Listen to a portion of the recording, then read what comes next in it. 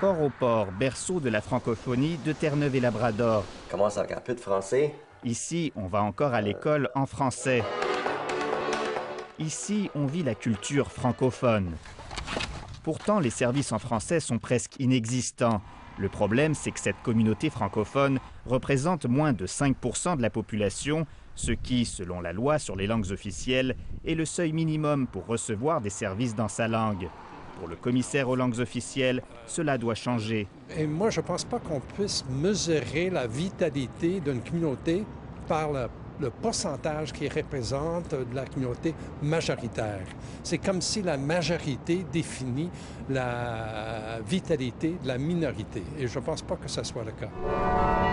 Une sénatrice franco-manitobaine entend justement ressusciter un projet de loi mort au feuilleton lors du déclenchement des dernières élections fédérales. Selon ce projet, l'admissibilité aux services bilingues serait basée sur la vitalité institutionnelle des communautés. Prenez un endroit où il y a des écoles françaises, des écoles d'immersion, des institutions, des centres culturels, des centres communautaires, des services de santé.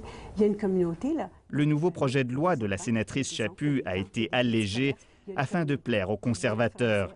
Il exclut par exemple l'obligation de la GRC d'offrir des services bilingues sur l'autoroute transcanadienne.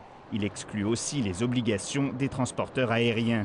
Mais pour la Fédération des communautés francophones et acadiennes du Canada, l'essentiel, c'est que le cœur du projet demeure intact. Et qu'on fasse fi du 5 % et qu'on regarde ensemble avec le gouvernement, qu'on s'assoie et que logiquement, on dise, écoutez, là, il y a une communauté, on va offrir des services en français. Le ministre responsable des langues officielles, James Moore, ne ferme pas la porte à cette modernisation.